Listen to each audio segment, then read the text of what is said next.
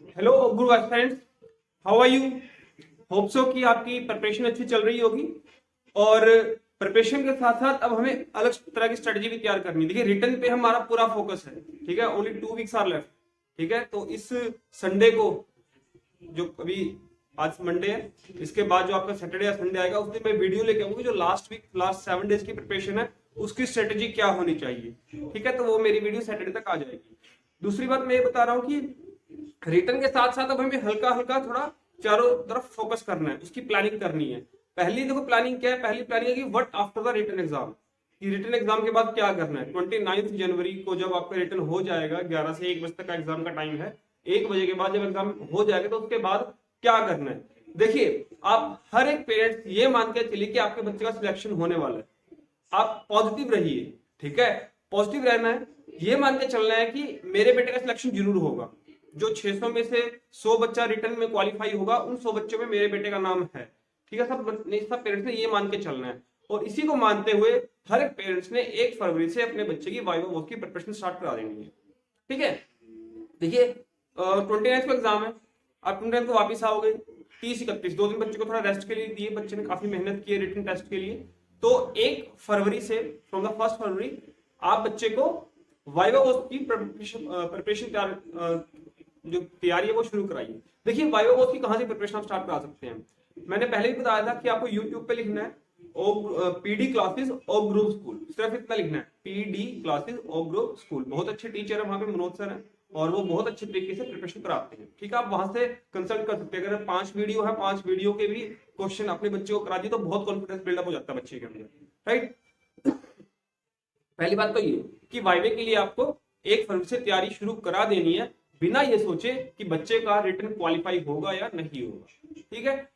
अगली बात मैं आपको ये बताने जा रहा हूं कि आपका जो ये प्रोसेस है कि रिटर्न का रिजल्ट आया, उसके बाद वाइवा वोस हुआ, उसके बाद वाइवा वोस का रिजल्ट आया, फीस सबमिट हुई, बच्चे का एडमिशन हुआ, ये सारा का सारा काम आपको 2 महीने के अंदर हो जाएगा। पूरा फरवरी और पूरा मार्च में जाने वाला। आप ये मान के चलो कि बच्चे की जो 3rd क्लास है ओब्रू स्कूल के अंदर, वो 1 अप्रैल से शुरू होने वाली है, ठीक है। तो उसके लिए आपको क्या करना है, क्योंकि वो बच्चा हॉस्टल में रहेगा तो उसको हॉस्टल लाइफ के लिए पहले से ही हमें तैयार करना है, पहले से ही हमें उसको हॉस्टल लाइफ के लिए तैयार करना है। तो 1 फरवरी से आपने 2 काम करने हैं, एक वाइवा वोस की प्रिपरेशन और दूसरा हॉस्टल लाइफ की प्रिपरेशन। बच्चे को इंडिपेंडेंट सिखाना है कि खुद से नहाना है, खुद से खाना खाना है, अपने कपड़े संभाल के रखने, अपनी चप्पल संभाल के रखनी है, अपना स्कूल बैग कैसे तैयार करना है। हो सकता है कुछ पेरेंट्स ने पहले प्रिपरेशन करा रखी हो सकता है कुछ ने नहीं कराई हो। तो जिन्होंने नहीं कराई है वो प्लीज अभी शुरू करा देना 1 फरवरी से, ठीक है। सो दैट कि बच्चा जाने से पहले कुछ ना कुछ मेंटली प्रिपेयर हो कि हाँ ये चीज मुझे आती है, ये चीज मुझे आती है। अपना बैग उठाना, बुक्स उठानी, अपनी यूनिफॉर्म उठानी, उसको संभाल के रखना, ये सारी चीजें, ठीक है। तो इन चीजों पे भी फोकस करना, इन चीजों को भी माइंड में लेके चलना है, पॉजिटिव रहना है, ये मान के चलना है कि बच्चे का सिलेक्शन जरूर होगा और मेहनत में कमी नहीं आने देनी है। मेहनत जितना दिन नजदीक आ रहा है, मेहनत आपने बढ़ानी है, ठीक है। तो हमने मॉक टेस्ट 1 कर लिया था, मॉक टेस्ट 1 के हमने चारों सेक्शन कर लिए थे। आज मॉक टेस्ट हम 2 लेके आए हैं, ठीक है। मॉक टेस्ट 2, जैसे आपको पता है कि मॉक टेस्ट मैं खुद से बना रहा हूँ, ठीक है। Mock test I think 2 mock test मैंने अभी तक बनाए हैं, एक मैंने आप लोगों को बता दिया, दूसरा मैं अब शुरू कर रहा हूँ, ठीक है। तो जितने प्रीवियस ईयर पेपर्स हैं वो सारे, ये मॉक टेस्ट कंप्लीट। तो टोटल मेरे ख्याल से 10 सॉरी, जो टोटल 10 जो पेपर है वो आप बन जाते हैं क्लास 3 के। तो 10 पेपर सफिशिएंट होते हैं कॉन्फिडेंस गेन करने के लिए, ठीक है। बाकी बीच बीच मैंने इंपॉर्टेंट क्वेश्चन की आपको वीडियो बनाई रखी है। तो आज हम मॉक टेस्ट स्टार्ट करते हैं। पहला हम मॉक टेस्ट करते हैं इंग्लिश का। इंग्लिश आपके कितने मार्क्स की है? 30 मार्क्स की इंग्लिश है। इंग्लिश जो 30 मार्क्स, 30 मार्क्स इंग्लिश 30 मार्क्स के। तो इंग्लिश का मॉक टेस्ट स्टार्ट करते हैं आज। इंग्लिश में क्वेश्चन नंबर 1 है, क्वेश्चन नंबर 1 है, fill in the blanks with fill in the blanks with fill in the blanks with correct answer, with correct answer। देखिए, जितने भी मैं क्वेश्चन मॉक टेस्ट में डाल रहा हूँ वो कहीं ना कहीं बच्चे के क्लास 3 से रिलेटेड है, और वो सारे के सारे मुझे लगते हैं कि ओब्रू स्कूल के एग्जामिनर के माइंड में, एक्चुअली एग्जामिनर का माइंड रीड करना होता है कि जो पेपर सेट करेगा उसका माइंड क्या है, उसके माइंड में क्या चल रहा है। तो धीरे धीरे जो है वो लेवल बढ़ा रहा है। वो शुरू में क्या था कि क्लास 2 का एग्जाम था तो क्लास 2 का लेवल रखा, फिर उसने देखा कि क्लास 2 का बच्चा तो क्लास 2 के सारे सोल्व कर रहा है, फिर उसने क्या किया, थोड़े से क्वेश्चन क्लास 3 के उठाने शुरू किए। अब पेरेंट्स भी थोड़ा स्मार्ट हो गए, उन्होंने क्लास 3 भी करानी शुरू कर दी। एग्जामिनर और स्मार्ट हो रहा है, अब वो क्लास 4 के उठा रहा है। ठीक है, जैसे मैंने आपको बताया कि आपका ऑर्बिट वाला और जो एक्सिस वाला क्वेश्चन था, टॉपिक था, वो क्लास 4 का है, वो क्लास 2 में भी नहीं, क्लास 3 में भी नहीं है, वो क्लास 4 का है, तो वो डाल दिया। ठीक है, तो एग्जामिनर स्मार्ट, तो हमें भी उसके कुछ स्मार्ट बनना पड़ेगा। Filling the blanks with the correct answer. पहला है द फॉक्स डैश, ऑप्शन दिया उसने क्रो या क्रोज, ऑप्शन इसके साथ दिया हुआ। इसमें सिंपल टेंस लगता है, ये बच्चे इंग्लिश ग्रामर में भी है कि अगर प्लूरल है, प्लूरल में तो वर्ब के साथ एस नहीं आएगा। ठीक है, जैसे दे गो, गो के साथ एस गोज नहीं बनता। ठीक है, दे गो। और अगर सिंगुलर है तो सिंगुलर के साथ वर्ब में एस या ईएस लगेगा, जैसे ही गोज, ही के साथ क्या लगेगा, गोज, ही सिंगुलर है, दे प्लूरल आ गया, दे गो, वो जाते हैं। ठीक है, he goes to school, they go to school. Clear? तो आपने सिर्फ सिंगुलर प्लूरल चेक करना है। ये क्या है, फॉक्स क्या है, प्लूरल है। प्लूरल में क्या आएगा, क्या एस लगता है, नहीं लगता, तो क्या आएगा, क्रो आएगा। ठीक है, उसके बाद बी पार्ट पे चलते हैं। Aditi and Rohan, Aditi and Rohan dash the teachers, Aditi and Rohan dash the teachers. Option है ओबे या फिर ओबेज, ओबे या ओबेज। ठीक है, ऑब्वियस है अदिति एंड रोहन, दो पर्सन हो गए, प्लूरल आ गया, प्लूरल के साथ क्या आएगा, एस नहीं लगेगा, तो क्या आंसर आएगा, ओबे। उसके बाद सी पार्ट में है Karan dash fruits after meal. Option में है टेक और टेक्स, टेक और टेक्स। अब देखिए इसके अंदर क्या है, इसके अंदर एग्जामिनर ने थोड़ा सा बच्चे को घुमाया, उसने यहाँ करंट डाला, यहाँ फ्रूट्स डाला। अब बच्चा अगर स्मार्ट है तो वो देख लेगा कि मुझे तो ये चेक करना है, लेकिन अगर बच्चा कंफ्यूज होगा तो वो फ्रूट्स में भी जा सकता है कि फ्रूट्स प्लूरल है, प्लूरल के साथ बोला था कि एफ नहीं लगेगा तो टेक लिख दिया। ठीक है, थोड़ा ध्यान रखना कि बच्चे को बोलना कि ये चेक करना है, करण एक सिंगल पर्सन है तो उसके साथ क्या आएगा, टेक्स आएगा। ठीक है, टेक नहीं आएगा। उसके बाद डी पार्ट में the farmers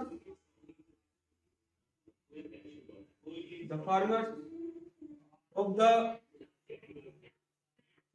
the region, the farmers of the region dash wheat। Options में है ग्रो या फिर grows. Farmers of the region dash wheat. अब फार्मर्स प्लूरल आ गया, क्या आएगा, ग्रोज आएगा, ग्रो आएगा, प्लूरल के साथ एस नहीं लगता तो ग्रो आएगा। अगेन वीट को नहीं देखना कि वीट सिंगुलर है प्लूरल के अकॉर्डिंग, वो डिसाइड नहीं करेगा, इससे पहले वाला डिसाइड करेगा, जैसे करण ने डिसाइड किया था कि ऐसा आएगा या नहीं आएगा। तो इसमें क्या आएगा, फार्मर्स के साथ ग्रो। ई पार्ट पे है मिसेज एंड मिस्टर बंसल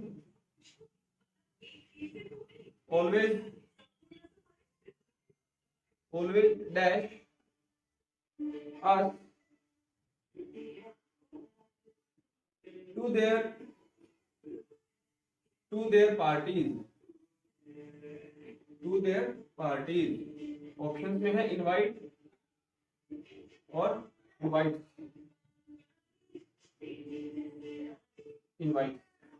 ठीक है, तो अब देखिए इसके अंदर आपके पास मिसेज एंड मिस्टर बंसल, दो पर्सन हो गए, दो के लिए क्या होगा, प्लूरल होगा, प्लूरल में क्या आएगा, इनवाइट आएगा, इनवाइट्स नहीं आएगा। एक अगली इंपॉर्टेंट मैं बात बता रहा हूँ आपको, ये ध्यान से सुनो। चलो तुम्हारी 5 पार्ट थे, हर एक पार्ट 1 मार्क का था और 5 मार्क्स का क्वेश्चन बन गया फर्स्ट क्वेश्चन। कई बार क्या होता है एग्जाम के अंदर, यहाँ पे जैसे इनवाइट है और इनवाइट्स है, यहाँ पे कैपिटल डाल दिया फॉर एग्जाम्पल एग्जामिनर ने क्या किया, यहाँ पे कैपिटल डाल दिया। तो अब वो बच्चों को चेक कर रहे हैं कि वो यहाँ से जब वर्ड को उठाएगा तो वो यहाँ पे कैपिटल लिखेगा या नहीं लिखेगा, बच्चे की नॉलेज चेक कर रहे हैं। तो बच्चे को आपने यही समझाना है कि बेटा जो बीच वाला रूल है ना, वो तो रूल के अकॉर्डिंग ही चलेगा कि बीच में कभी भी कैपिटल नहीं आता अनटिल अनलेस कोई नाउन ना हो, ठीक है। तो यहाँ पर आई स्कोर रखना है, बेशक यहाँ पर कैपिटल लिखा है, बेशक यहाँ पर कैपिटल लिखा है, यहाँ पर क्या आएगा, स्मॉल ही आएगा। हो सकता है वो जी कैपिटल कर दे, हो सकता है वो टी कैपिटल कर दे, ठीक है, लेकिन इन सब के बीच में वो वैल्यू क्या आएगी, वो अल्फाबेट क्या आएगा, स्मॉल ही आएगा, वो आपका कैपिटल लेटर नहीं आएगा। क्लियर। तो इस बात का ध्यान रखना है, बच्चे को बताना है। छोटी छोटी चीजें होती है जिन पे एग्जामिनर फंसा लेता है बच्चे, ठीक है, और बच्चा कई बार इजीली फंस भी जाता है। तो ये समझाना है कि यहाँ पे बेशक कैपिटल हो, यहाँ पे स्मॉल आए, क्योंकि सेंटेंस के बीच में कभी भी कैपिटल नहीं आता, ठीक है। So this was the question number 1 of 5 marks. Take the screenshot of this question. Now come to the question number 2।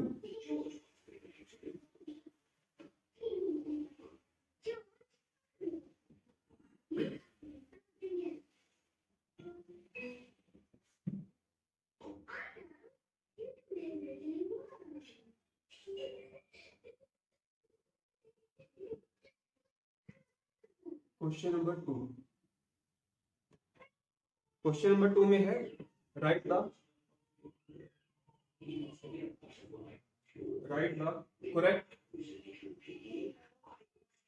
correct feminine gender of following, feminine gender of following, feminine gender बताना कि कौन सा आएगा, ठीक है।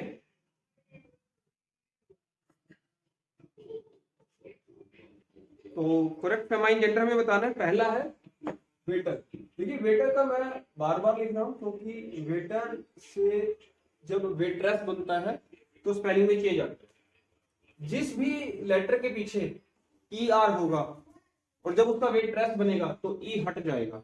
जैसे इसका जो वेट्रेस बनेगा तो क्या बनेगा आंसर, WAIT, तब ये ई हट जाएगा, RESS, ठीक है। इसी तरह का मैंने एक वर्ड और लिखा है टाइगर, TIGER। अब अगेन इसमें लास्ट में क्या है, ER है, तो जब इसका टाइग्रेस बनेगा तो ई हट जाएगा, TIGRESS, ठीक है। उसके बाद सी में है बैचलर। बैचलर का क्या बनेगा, मेड, बट मेड भी दो होते हैं, एक होता है MADE, मेक मेड, मेड बनाना, और एक MAID। तो यहाँ पे कौन सा लगेगा, MAID। तो जिस तरह बच्चों कराते हैं तो कंफ्यूजन हटा के कंपैरिजन से साथ एक टॉपिक कराया तो साथ में दूसरा टॉपिक भी होगा कि दो वर्ड जो सिमिलर जिनका साउंड है बट मीनिंग अलग अलग है, ठीक है, वो टॉपिक भी हो जाता था। बैचलर क्या हो गया, मेड। नेफ्यू, नेफ्यू क्या बनेगा, नीस। अब नीस में देखो, नीस किससे रिलेट करता है, कई बार बच्चे नीस की स्पेलिंग क्या करते हैं, NICE, वो नाइस बना देते हैं नीस का, अक्सर बच्चे ऐसा करते हैं, ठीक है। तो नीस को किससे रिलेट करना, पीस से, पीस, PIECE। फिर पीस में भी आप बच्चों को क्या बता सकते हो कि पीस देखो दो तरह का होता है, एक PIECE टुकड़ा और एक PEACE पीस, शांति, ठीक है। तो उन दोनों में डिफरेंस वहां हो गया। फिर बताना कि इसमें से कौन सा सिलेक्ट करना है, PIECE वाला, और नीस के लिए P की जगह N लगा देना है, क्या बन जाएगा, NIECE, ठीक है, नीस। नेफ्यू क्या बनेगा, नीस। उसके बाद ई पार्ट में आ जाएगा लैंडलॉर्ड, लैंडलॉर्ड में क्या बनेगा, land lady, LAND, land lady, LADY, ठीक है। सो ये आपके पास 5 पार्ट थे, हर एक पार्ट का 1 मार्क का था, 5 मार्क का question. This was the question number 2। अब चलते हैं क्वेश्चन नंबर 3 पे।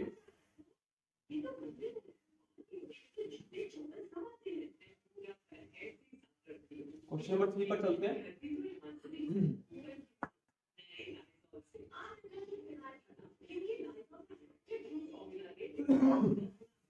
क्वेश्चन नंबर 2 में लिखा write the plural, write the plural, plural बताना है इसका। पहले नंबर पे है न्यूज, न्यूज उसी कैटेगरी का है जिसमें प्लूरल वही होता है जो सिंगुलर है, जैसे डियर, डियर का डियर रहता है, शीप, शीप का शीप रहता है। In the same manner news, news का न्यूज रहेगा।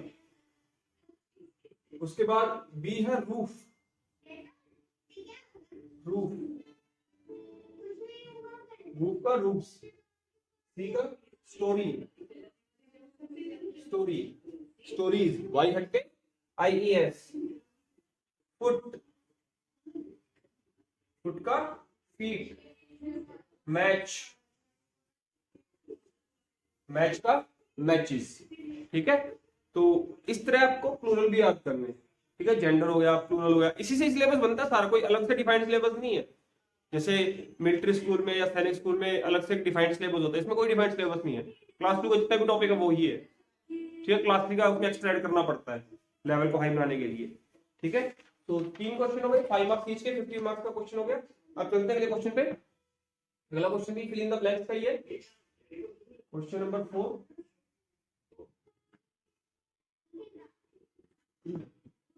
क्वेश्चन नंबर 4 पे चलते हैं। क्वेश्चन नंबर 4 है fill in the blanks, fill in the blanks. क्योंकि जो ये वाला क्वेश्चन है ना प्रोफेशन वाले, ये काफी आने लगे आजकल। प्रोफेशन वाला टॉपिक जरूर आना बच्चे को अच्छे से, कि पुलिसमैन क्या करता है, कोबलर क्या करता है, ब्लैक स्मिथ क्या करता है, सोल्जर क्या करता है, सोल्जर वियर्स यूनिफॉर्म, इलेक्ट्रिशियन क्या करता है, मेसन क्या करता है, प्लम्बर क्या करता है। इस टाइप के काफी क्वेश्चन आते हैं, तो ये काफी क्वेश्चन बच्चों को करवाने हैं। पहला है dash meant the shoes, meant the shoes. ठीक है, शूज को कौन मेंट करता है? कोबलर। अब कोबलर में दिक्कत क्या आती है बच्चों को? स्पेलिंग है COBBLER, बच्चे डबल बी डालते हैं सिंगल बी। ठीक है, COBLER, तो ये गलती नहीं करनी है। डबल बी है तो डबल बी ही करना है, COBBLER। उसके बाद बी पार्ट है attach makes and repair things, repair things made of iron। ठीक है, यहाँ पे आयरन की बात आ गई कि आयरन कौन बनाता है, कौन ठीक करता है, क्या आंसर आएगा? Black Smith, black Smith. ठीक है बच्चों, तोड़ के बताना है, कोई लंबी स्पेलिंग अगर बन जाए ना उसको तोड़ के बताना है। ब्लैक BLACK, कलर नेम में बच्चे ने याद रखा है। Smith SMITH, black Smith. उसके बाद सी में आएगा attach grows food crop. Food crop कौन ग्रो करता है? फार्मर। कौन ग्रो करता है? फार्मर। देखिए, फार्मर और गार्डनर, इन दोनों में बच्चों को डिफरेंस क्लियर करना है। ठीक है, कि फार्मर का काम क्या है और गार्डनर का क्या है। गार्डनर का जो फील्ड है वो बहुत थोड़ा है, गार्डन करना उसमें छोटा सा एक एरिया है, उसी को मेंटेन करना, प्लांट्स उगाने, वो क्रॉप नहीं उगाता। गार्डनर कभी भी क्रॉप नहीं उगाता, वो छोटे छोटे प्लांट्स उगाता है, फ्लावरिंग प्लांट हो गए या और तरह के अलग प्लांट हो गए, वो काम कौन करता है? गार्डनर करता है। लेकिन फार्मर जो करता है उसके पास पूरा एक फॉर्म है, ठीक है, एग्रीकल्चर फॉर्म है, और उसमें वो क्रॉप्स उगाता है, ही ग्रोज क्रॉप। तो फार्मर और गार्डनर, इन दोनों का डिफरेंस क्लियर करना बच्चे को। डी पार्ट है a dash doctor treats animal,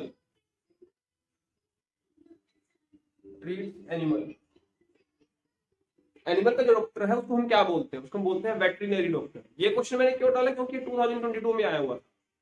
ठीक है, कि उस डॉक्टर को क्या बोलते हैं जो एनिमल को ट्रीट करता है? उसका आंसर क्या? Veterinary, VETER, वेटरी। पहले बच्चे को सिखाना वेटरी, VETERI, वेटरी हो गया। फिर नरी, NARY, वेटरीनरी, वेटरीनरी डॉक्टर। वो क्या करता है? एनिमल्स को ट्रीट करता है।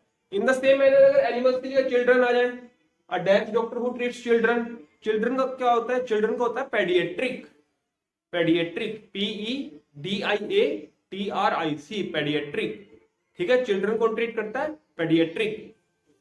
उसके बाद अगर आ जाए हु ट्रीट बोन्स, बोन्स को कौन ट्रीट करता है? Orthopaedic, ortho ORTHO, orthopaedic, PEDIC।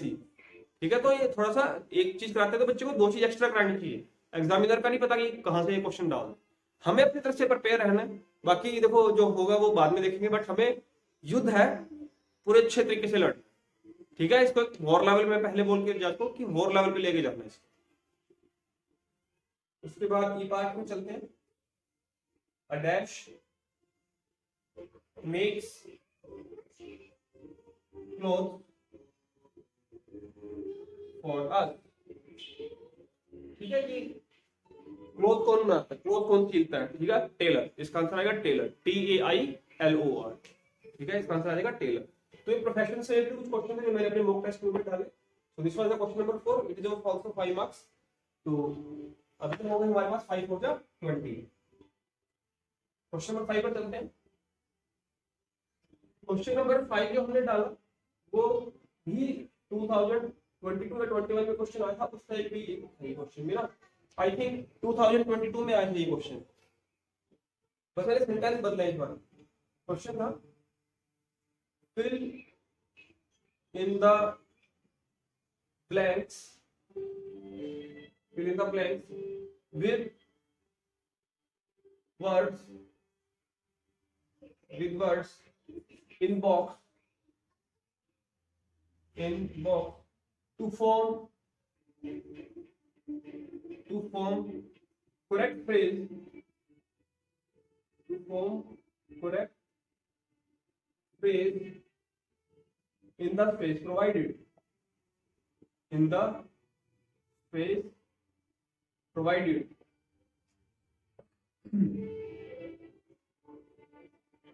ठीक है, तो इसके अंदर ऑप्शन दिया हुआ lamp, peacock, crystal, bird, owl, lion, tortoise, elephant, cucumber.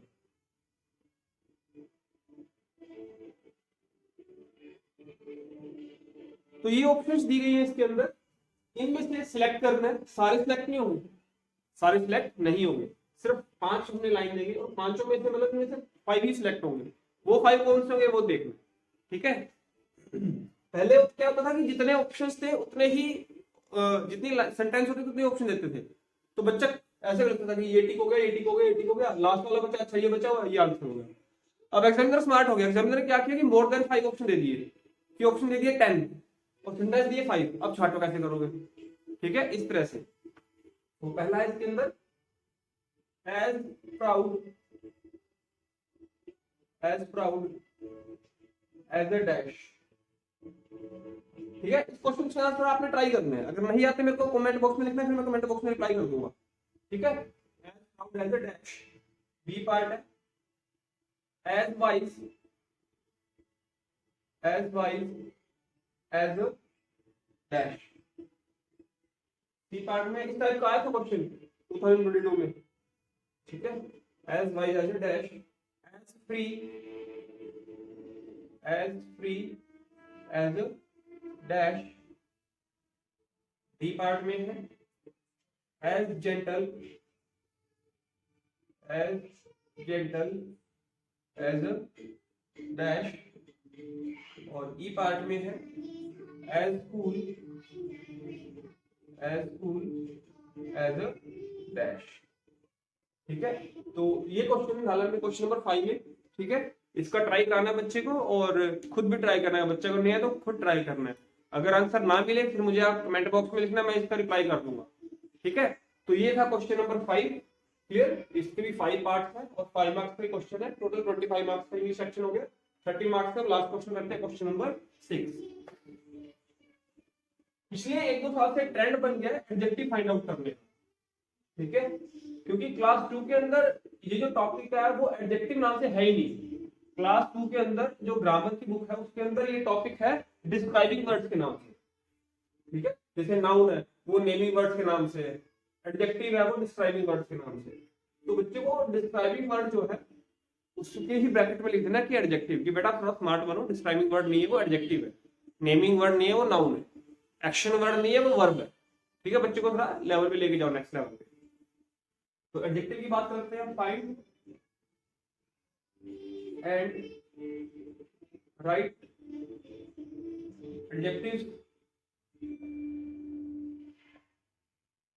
Find and right adjectives in following sentences. Find and write adjective in the following sentences. ठीक है, हमें क्या बताना है, एडजेक्टिव बताना है। पहला है the colorful balloon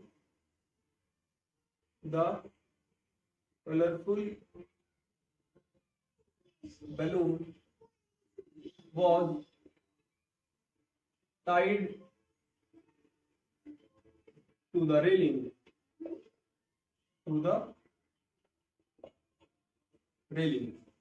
कि कलरफुल बैलून जो है वो रेलिंग से टाई कर। इसमें एडजेक्टिव क्या बनेगा, प्रॉपर्टी किसकी शो की गई है, बैलून की। क्या प्रॉपर्टी है, वो कलरफुल है, तो आंसर क्या आएगा इसका, कलरफुल। बी पार्ट है द प्रिंसेस was wearing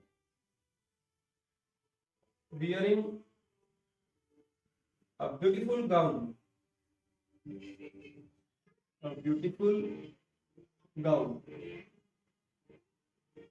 कि जो प्रिंसेस है वो ब्यूटीफुल गाउन पहने हुई है, ठीक है। तो इसमें गाउन की प्रॉपर्टी शो की गई है ब्यूटीफुल, तो एडजेक्टिव क्या हुआ, ब्यूटीफुल। इसमें एडजेक्टिव क्या हुआ, कलरफुल।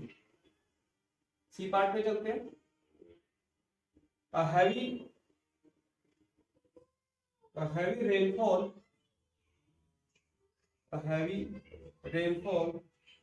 caused the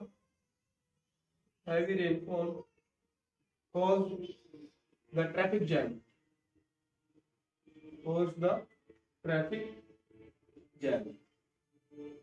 ठीक है, कि ट्रैफिक जैम कोज कर दिया किसने, हैवी रेनफॉल ने। इसमें किसकी प्रॉपर्टी शो की, रेनफॉल की प्रॉपर्टी शो की। क्या प्रॉपर्टी की, वो हैवी है, तो एडजेक्टिव क्या हुआ, हैवी है। अब आप देख पा रहे हैं कि एडजेक्टिव का भी जो लेवल है वो बढ़ रहा है। पहले क्या था, सिंपल ग्रीन लीव्स कैसे हैं, ग्रीन हो गया। ओल्ड मैन, एडजेक्टिव क्या हो गया, ओल्ड हो गया। लेकिन अब देखो हैवी, ब्यूटीफुल, कलरफुल, ठीक है। उसके बाद है the suitcase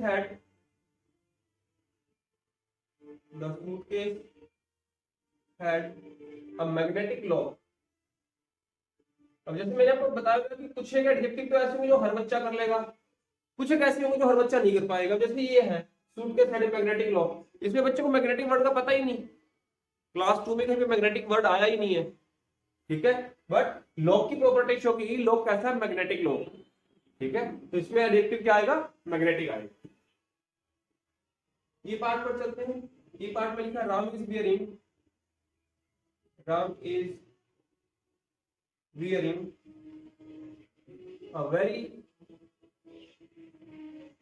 a very expensive watch, ठीक है। राम कैसी घड़ी पहना है, एक्सपेंसिव, ठीक है, कॉस्टली, ठीक है। तो इसमें एडजेक्टिव क्या बनेगा, एक्सपेंसिव, ठीक है। तो ये था हमारा आज की क्लास, जिसके अंदर हमने इंग्लिश का मॉक टेस्ट किया, mock test number 2। It was of 30 marks, it has 6 question, 5 marks each question, ठीक है। तो आपने अपने बच्चे को इसी तरह मॉक टेस्ट देते रहने, प्रिपरेशन कराते रहने, ठीक है। प्रिपरेशन कराने के बाद थोड़ा सा उसको टाइम देना, उसको डाइजेस्ट करने के लिए, ठीक है। अदरवाइज क्या होता है, दिमाग हैवी हो जाता है। फिर एक ऐसी स्टेज आती है कि बच्चा पढ़ रहा होता है लेकिन दिमाग समझ नहीं पा रहा होता। देखिए डाइजेशन 2 जगह होता है, एक स्टमक में, एक ब्रेन में, ठीक है। स्टमक में किसका डाइजेशन होता है, खाने का, और ब्रेन में किसका डाइजेशन होता है, नॉलेज का, ठीक है। तो डाइजेशन जरूरी है। तो बच्चे को जब आप पढ़ाए तो थोड़ा गैप देके पढ़ाए, कि मान लो 1 घंटा या 1.5 घंटा पढ़ाया बच्चे को, 15-20 मिनट का गैप दिया, फिर से आधा घंटा 1 घंटा पढ़ाया, 15-20 मिनट का गैप दिया। तो थोड़ा गैप दे दे के पढ़ाएंगे तो बच्चा ज्यादा अच्छे से समझ पाता है। और जो गैप दिया उसमें ये नहीं कि बच्चे को, ठीक है बच्चे ने गैप लिया और मोबाइल लेके बैठ गया, उसका कोई बेनिफिट नहीं है। बच्चे गैप दे, थोड़ा सा घूमने दें उसको, बालकनी के अंदर, घर के अंदर, उसको फ्रूट्स दें, उसको ड्राई फ्रूट्स दें, ठीक है। तो मतलब क्योंकि हम सब स्वार्थी हैं, तो अगर हम अपना टाइम यूटिलाइज करेंगे तो वो वाला टाइम यूटिलाइज करेंगे जो हमें बेनिफिट करेगा। हम वो वाला टाइम यूटिलाइज नहीं करेंगे जिससे हमें नुकसान होगा, ठीक है। जैसे मान लो मोबाइल हो गया, टीवी हो गया, इससे क्या हमें नुकसान ही है, जंक फूड से हमें नुकसान है, ठीक है। तो उसमें हम क्रिएटिव कुछ ऐसा करेंगे बच्चे के साथ लग के कि फायदा हो। तो आज हम इतने करते हैं, कल फिर आएंगे हम मॉक टेस्ट में अगले सब्जेक्ट के साथ। आज के इतने करते हैं। All the best for your exam. Thank you.